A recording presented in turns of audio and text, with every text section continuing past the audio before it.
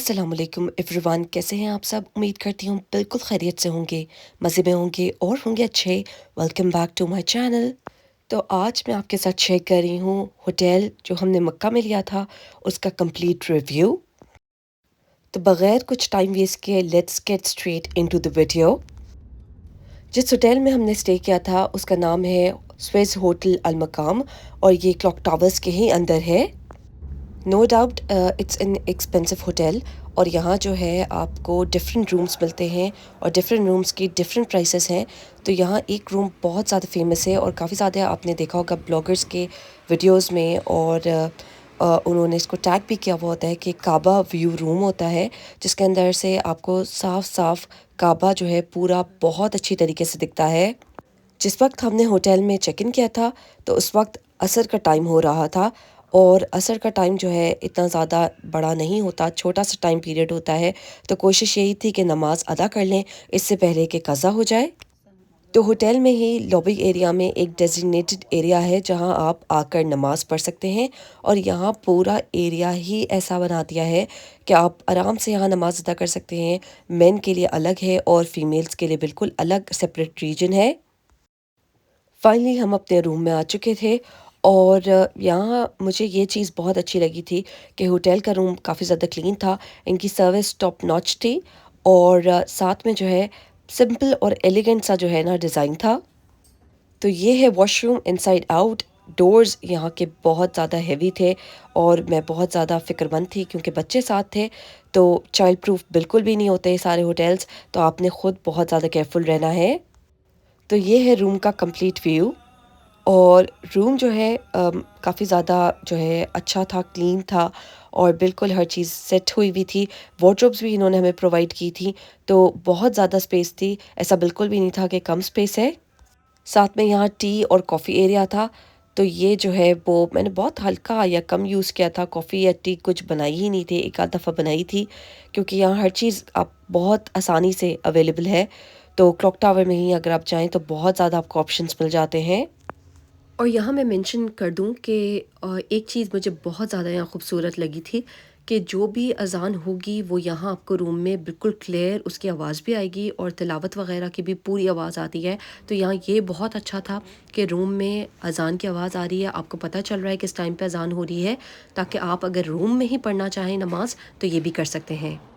यहाँ हमने ब्रेकफ़ास्ट भी लिया था और ब्रेकफ़ास्ट बुफ़े होता है यहाँ, तो यहाँ 7 बजे से 10 बजे तक सुबह सवेरे आपको नाश्ता मिलता है।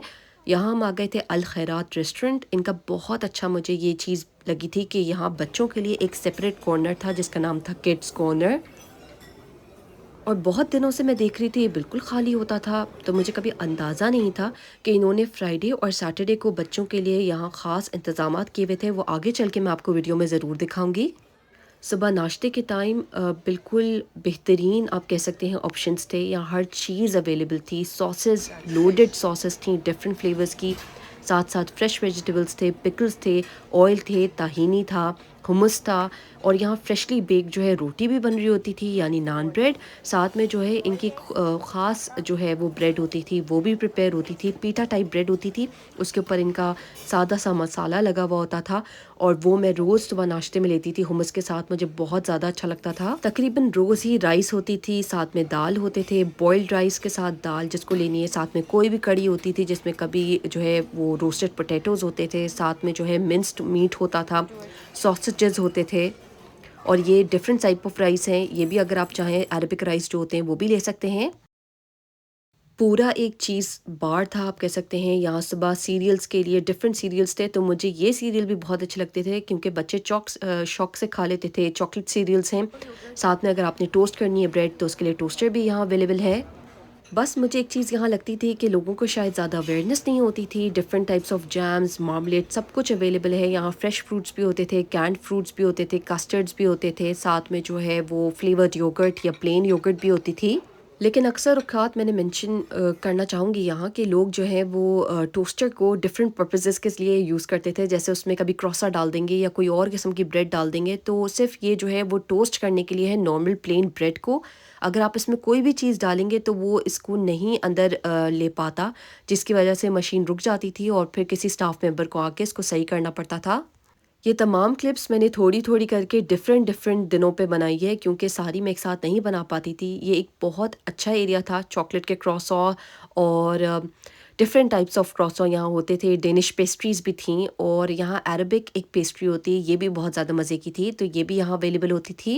साथ में जो है वो पीनट बटर भी था जिसको पसंद हो और साथ में डिफ़रेंट ब्रेड्स भी थीं, तो यहाँ बहुत ज़्यादा आसानी थी। डिफ़रेंट दिनों पे हम डिफ़रेंट चीज़ें ट्राई भी करते थे और एंजॉय करते थे। नाश्ता इतना फिलिंग होता था कि दोपहर में हमें फिर ज़रूरत नहीं पड़ती थी कुछ लेने की और फिर हम डायरेक्टली ही इशा की नमाज़ के बाद जो है फिर खाना ही खा लेते थे। और सबसे अच्छी बात कि यहाँ फ्रेशली बेक्ड पैनकेक्स भी मिलते थे। वो खुद ही आपके सामने पैनकेक्स जो हैं बनाते थे। साथ में सॉसेस थी, आपकी मर्ज़ी आप जो भी सॉस लेना चाहें आप ले सकते हैं, जिसमें स्ट्रॉबेरी थी, चॉकलेट थी, हनी था, मेपल सिरप था। अब मैं आपके साथ शेयर कर रही हूँ मेरा फ़ेवरेट स्टेशन और ये था यहाँ जो है वो ऑमलेट बनते हैं बिल्कुल फ़्रेश। आप इनसे रिक्वेस्ट कर सकते हैं, आपको जो भी डलवाना है ऑमलेट में आप डलवा सकते हैं। तो यहाँ 2 शेफ़ खड़े हुए होते थे और वो जल्दी-जल्दी आपके लिए ऑमलेट रेडी करते थे। आप फ्रेश ऑमलेट लें ब्रेड के साथ और ये है वो ख़ास ब्रेड जिसका मैंने ज़िक्र किया था। मैं हुम्मस के साथ रोज़ ये लेती थी और एन्जॉय करती थी। होटल से निकलने के 2 रास्ते हैं, एक आगे का रास्ता है और एक पीछे का रास्ता है। पीछे के रास्ते से आप आराम से निकलें तो आप इब्राहिम खलील रोड पे आ जाएँगे और आप वहाँ से जो है बिल्कुल एंटर कर सकते हैं। सामने ही जो है वो हरम स्टार्ट हो जाता है। और अंदाज़ा नहीं होता कि आप इतनी बड़ी बिल्डिंग में स्टे कर रहे हैं, होटल ही होटल हैं यहाँ आस-पास और मैंने ज़रा-सा जो है वो व्यू बनाया था। तो यहाँ डिफ़रेंट बाब्स हैं, आप इनमें से किसी में भी एंटर कर सकते हैं। ज़्यादातर हम एस्केलेटर लेके छत पे चले जाते थे, छत पे भी बहुत अच्छा बना हुआ होता है। आप आराम से वहाँ नमाज़ पढ़ सकते हैं और इसमें ख़ास बात ये है कि पूरी फैमिली ही एक साथ जो है वो छत पे जाके नमाज़ पढ़ सकती है। तो मेरे साथ बच्चे होते थे तो मेरे लिए ज़रा आसानी हो जाती थी। और ये है रूम का व्यू, तो रूम के व्यू से जो है छत माशाल्लाह बहुत अच्छी नज़र आती थी। लेकिन बस मुझे एक प्रॉब्लम लगता था, यहाँ की जो विंडोज़ हैं वो इतनी ख़ास क्लीन नहीं थी और मेरे ख़्याल में ये इसलिए भी है क्योंकि यहाँ जब भी बारिश होती है तो आई थिंक क्लीन करना और इम्पॉसिबल ही है।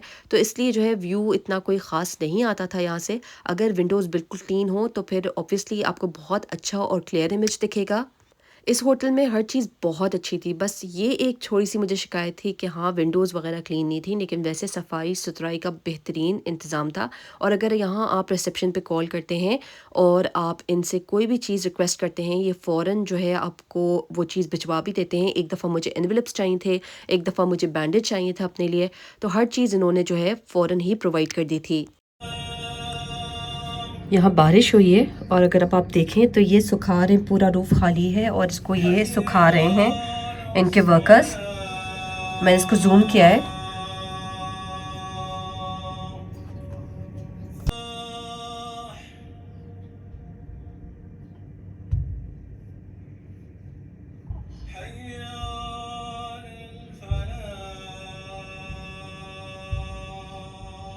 फाइनली ये वो पार्ट आ गया जब मैं अपनी बैंडेज चेंज कराने के लिए आई थी और अगर आपने मेरी पुरानी या पिछली वीडियो देखी होगी तो उसमें जो है मैंने शेयर किया कि किस तरह मदीने में मुझे होटल में ही जो है वो वार्डरोब से चोट लग गई थी और मुझे फिर स्टिचेस आए थे।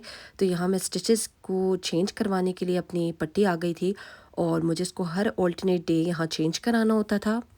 और अल्हम्दुलिल्लाह मैं बहुत लकी थी यहाँ मुझे फार्मेसी से ही पता चल गया था कि 11th फ्लोर पे ऑन क्लॉक टावर यहाँ हॉस्पिटल है और यहाँ जो है प्राइवेटली ट्रीटमेंट्स होती हैं। तो फिर मेरी इन्होंने बैंडेज भी चेंज कर दी थी, तो ये आसानी थी अल्हम्दुलिल्लाह। और अब 2 दिन ही रह गए हैं, खैर से हमें जाना है वापस सैटरडे को। तो फ्राइडे और सैटरडे जैसे मैंने पहले मेंशन किया था यहाँ रेस्टोरेंट्स में जो है बच्चों के लिए ख़ास इंतज़ाम किया जाता है। तो आज किड्स कॉर्नर में बहुत ज़बरदस्त इंतज़ाम था। और ये है फूल रोटी, ये मेरी बहुत ज़्यादा फ़ेवरेट है। मैंने इसकी पता नहीं कितनी रेसिपीज़ निकाल ली हैं और अगर मैं कामयाब हो गई बनाने में तो इंशाल्लाह फिर मैं जल्दी आपके साथ ये रेसिपी भी शेयर करूँगी। बच्चों के सेक्शन में मिनी बर्गर्स थे जिसमें चीज़ फिल्ड थी और साथ में जो है फ्रेश वेजिटेबल्स जैसे क्यूकम्बर्स वगैरह फिल्ड थे। साथ में बच्चों के लिए जो है थोड़ी सी ड्रिंक्स रखी थी इन्होंने जिसमें लस्सी है और मिल्क ड्रिंक्स हैं। साथ में थोड़े से बॉइल्ड एग्स थे, फ्रूट बहुत सारा था, मार्शमेलोज़ थे जिसको आप डिप कर सकते हैं चॉकलेट फाउंटेन में और फिर एंजॉय कर सकते हैं।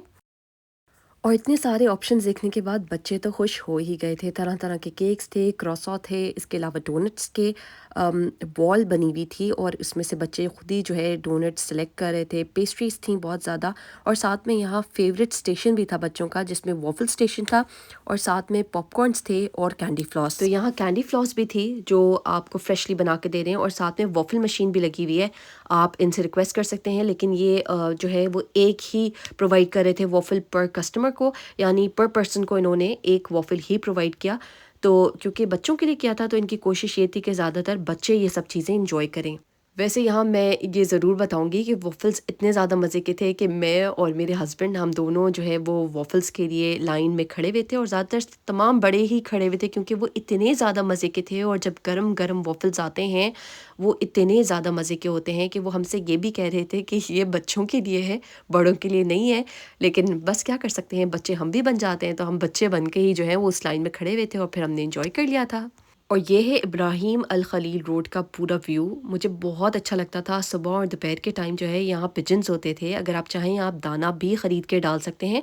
5 रियाल का पैकेट मिलता है, आप लें और यहाँ डालें। बस ये कोशिश करें कि दाना बहुत ज़्यादा ज़ाया नहीं हो, क्योंकि वो जो कबूतर की फ़ीड होती है वो फिर वेस्ट हो रही होती है। बाद में जो है वो स्वीपर्स उसको क्लीन कर रहे होते हैं। तो यहीं मैं व्लॉग को एंड करूँगी। इंशाल्लाह फिर आपसे नेक्स्ट व्लॉग में मुलाकात होगी। तब तक के लिए अल्लाह हाफ़िज़।